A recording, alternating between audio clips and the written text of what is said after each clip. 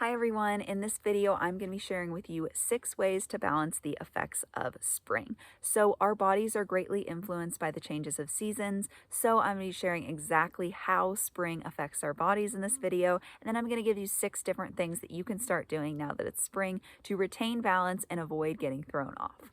Now, if you don't know me already, my name is Kaylee. I'm a certified nutritionist and gut health specialist, and I love helping people to heal their chronic gut issues at the root using the principles of ancestral nutrition as well as some other holistic health principles. So let's get into how spring affects our bodies. So in the spring, it's really a time of cleansing, rebirth, regeneration. The days are getting warmer, they're getting longer, the snow is melting, the grass is blooming, the flowers are blooming, everything's coming out of hibernation. It's a very fertile time of year. There's lots of crops starting to come in. There are lots of flowers blooming, like I said. It is mating season for a lot of animals. This is really just an active, fertile time of rebirth outside. So we're going to feel a lot of the same things in ourselves. So at the beginning of spring, you might be feeling some of the lingering effects of winter. So one way this can manifest is mucus. We oftentimes kind of build up more mucus in the winter time, just like outside can build up more snow. And when springtime comes, it's really time to shed that mucus. So you also might be feeling a little bit kind of lethargic or slower. Fall and winter are really a time to slow down. Spring is a time where you kind of want to pick up the pace a little bit and get moving, get outside, do all these things that are going to feel really good for you. So as spring progresses, we tend to see an increase of those qualities we see outside in ourselves. So those qualities are going to be moisture, heaviness, oiliness, smoothness, stability, density, nourishment, and grounding. Now, these qualities are great, but they can become out of balance if there's too much of them. So what that looks like is it can be symptoms like excess mucus, congestion, clogged ears and sinuses, sluggishness, allergies, brain fog, colds, coughs, slow digestion, and a tendency towards just indigestion and fullness, slow metabolism, slow lymphatic flow, or a difficulty losing excess fat. So those are the symptoms that you're going to kind of want to watch out for, especially if you're already prone to any of those. You're definitely going to want to do these 6 things to avoid getting those symptoms in the first place. And then if you start getting any of these symptoms, you also want to do these 6 things to help you reverse them quickly. Now, one more note before we get into what those 6 things are is the seasons vary based on where you live. So I'm in the northern hemisphere, so spring is obviously very different or a totally different time of year in the southern hemisphere. So you want to take these principles, take this understanding, and then apply it to yourself and where you live. I don't have a super cold, snowy winter, so I don't feel as much of the effects of winter. So you just have to kind of take this knowledge, start to understand it, and then apply it to where you are.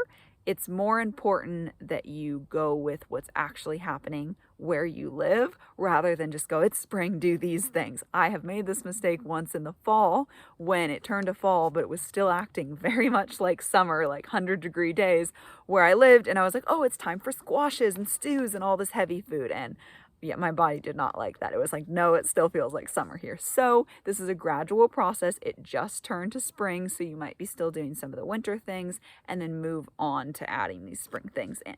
Okay, so let's talk about the ways to balance these effects now.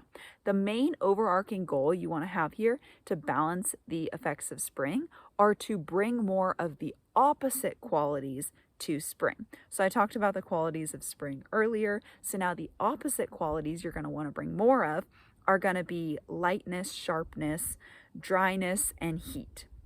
So here's how you can do that.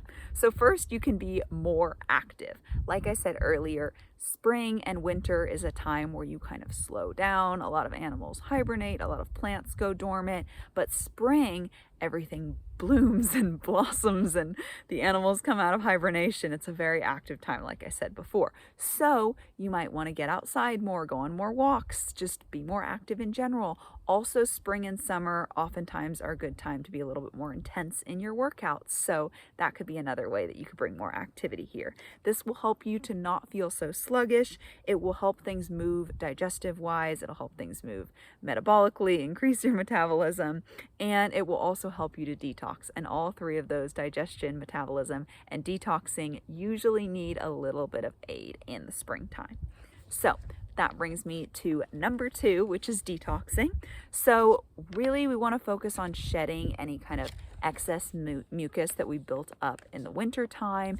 And then detoxing is really, really great for avoiding allergies. It's so helpful, and for avoiding colds and sicknesses. It's really, really helpful for your immunity.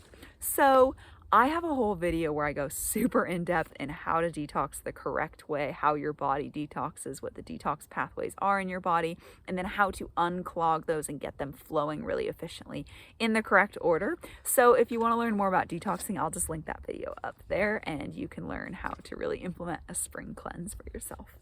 So number 3 is going to be spring cleaning.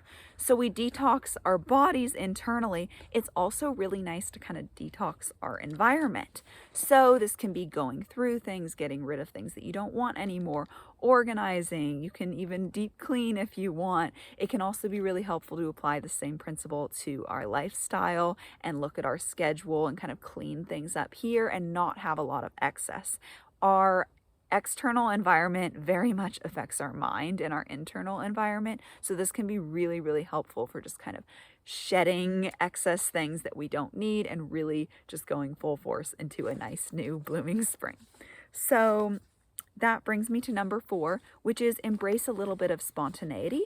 So this is going to be the opposite of fall. If you've watched my fall video of this version for fall, you will notice that in that video I talked about actually having a more stricter routine, and how lots of routines brings more rhythm to fall, which can be a little bit chaotic.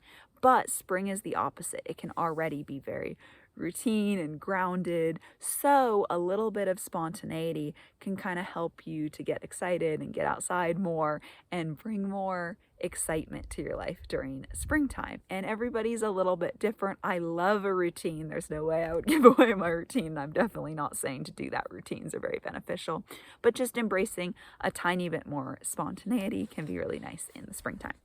So number 5 is extra digestive support, especially if you're prone to digestive issues.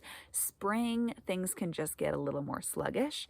So in the winter time, our heat, our digestive fire really comes back into our stomach, and it's really, really strong there. Just like how animals hibernate, or plants, a lot of them that go dormant, their nutrients go into their roots. In the spring, their nutrients and energy come back up into the stems and the leaves, and they make fruit and flowers. Their energy is throughout the entire plant.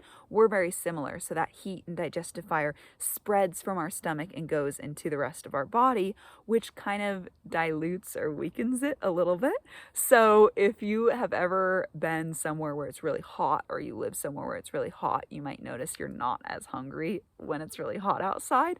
So it's really beneficial to just focus on your digestive system, make sure you're doing everything you can to aid it, make sure it's really strong, and that will help prevent digestive issues like bloating or gas or constipation or indigestion or all those things. So a few things you can do: make sure you're eating plenty of animal foods.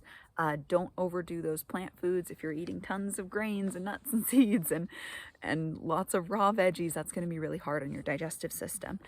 You can also drink apple cider vinegar water or lemon ginger tea. That's a nice little digestive boost. You can also just exercise, really make sure you're having those daily bowel movements, and eat relaxed and mindfully. That's just the tip of the iceberg. If you want more tips on improving your digestive system and your digestive health, then I have a whole video on that. So I'll link that one up above. Okay, number 6 is going to be to eat a light seasonal diet.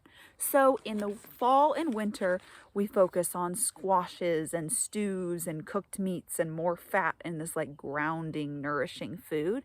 In the spring, it's a shedding, cleansing time, and we want things usually that are a little bit lighter. Now, if it is still cold and snowy right now where you live, you're probably still going to want to eat those winter foods. But as the snow melts and it gets warmer, you're probably going to start to crave a little bit lighter foods. When I was writing my notes for this video, I realized that I've been craving artichoke and asparagus and leafy greens lately. Those are very light spring foods. So any kind of veggies that are coming into season or fruits that are coming into season like that right now are going to be a great option.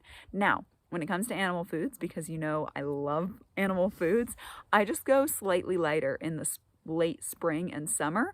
I usually go more for, I really like lean steaks. I love chicken. I don't know, I love a lot of different animal foods, but I'll just go less on the like super fatty, like slow cooked, braised cuts. You can absolutely still eat those. I just personally prefer those more in the winter time. And then in the summer, I really like a steak with some cooked veggies or a steak with a salad. So spring is kind of that transition between those. I had steak and artichoke the other day, and that was really, really nice. Also in the spring, what you can do is you can prioritize different flavors that are going to be more balancing. So that's going to be bitter, spicy, and astringent are really going to help balance the qualities of spring. Yeah.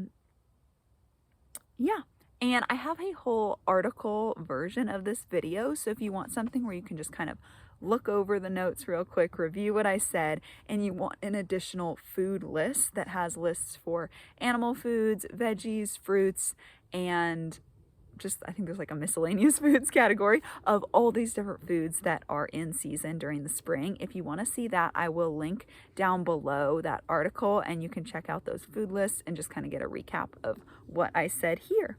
Yeah, and if you like this kind of content, if you like information about holistically healing your gut, focusing on your diet, focusing on your lifestyle, then you'd probably like a free training that I have that is called How to Heal Your Gut Issues by Getting Your Digestive System to Work Like an Efficient Machine. In this training, I talk about the 5 keys for a successful gut healing routine. I talk about the importance of a personalized, sustainable, and nourishing diet and how you can create that for yourself. I talk about how to get complete full bowel movements effortlessly and daily, and then I go over the most common mistakes I see people make on their gut healing journey so that you can avoid them. So if you want that free training, all you have to do is click the link that I'll leave down below and I will send it straight to your email. It is about an hour-long video. It is packed full of tons of really, really helpful info for starting your gut healing journey, or if you're already on your gut healing journey and you just want to narrow it down and make sure you're doing the right things, it is super, super helpful for that too. So if you check that out, I hope you enjoy it very much.